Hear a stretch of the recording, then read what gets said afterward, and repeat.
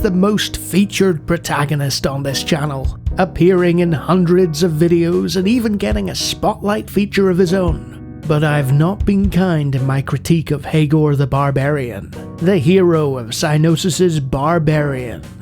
I've called his game the worst high-profile DOS title I've ever played on the channel, and I stand by that even after years of playing awful pretenders to his crown. But part of me just couldn't let Hegor suffer so, as I knew he was perfectly capable of better things. So I set out to make Barbarian playable, and went through the process bit by bit until I was satisfied. Number 1. The core game. The first and most pressing matter was that the DOS version of Barbarian was awful. Sure, it wasn't the worst of the many ports that the game got, but it was certainly up there. Unhappy with this, I applied the knowledge I had gained from my previous video examining some of the better versions of the game, and acquired the Atari ROM of it through dubious legal means. This allows for an increased colour palette and smoother gameplay, as the game was originally released for this system. To play the ROM, I needed an emulator, and since the Linux native Atari emulator worked in the last video, I installed it. It's available for free download in any good repository. These instructions will also work for the Amiga version too in an Amiga emulator, if you happen to prefer that one. Okay, Hegor's looking much better now, but he still controls like an absolute dog, so let's fix that. Number 2. The controls.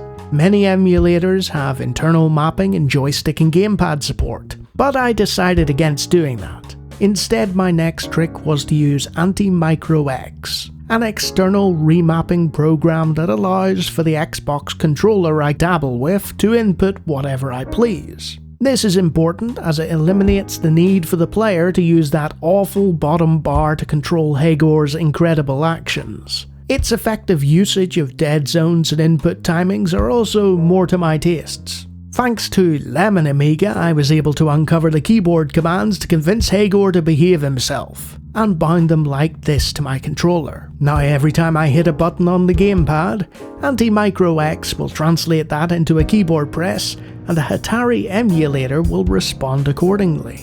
Good job, Hegor, we're moving properly now. Number 3. The life system. Not unlike many of its 80s contemporaries, Barbarian, despite being made for home systems, played like an arcade game, with a series of lives and no ability to save. This meant that in order to complete the game, you would need a perfect run-through with no mistakes, a feat that my juddery hands were entirely incapable of.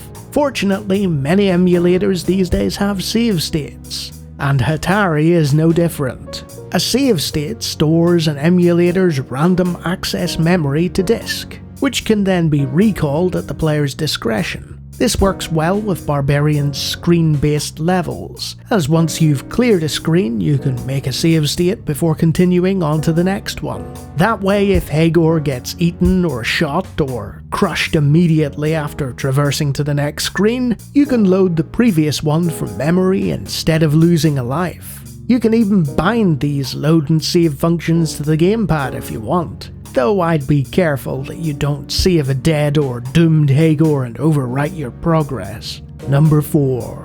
Completing the game. With controller firmly in hand and courage mustered, all that was left to do was complete the game, while the Benny Hill theme played.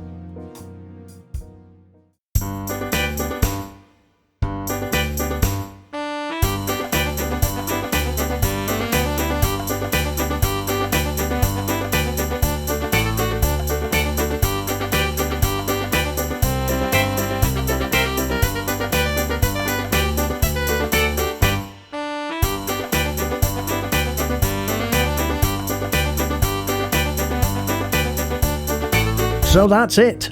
I completed Barbarian, the worst high-profile game I ever played on the channel, and it wasn't a bad journey once I'd smoothed everything out. The moral of the story? Even the worst of games can be playable and enjoyable thanks to modern community emulation and various other bits of software, and archival of the original ROMs. Good job, Hegor. You are finally triumphant on this channel.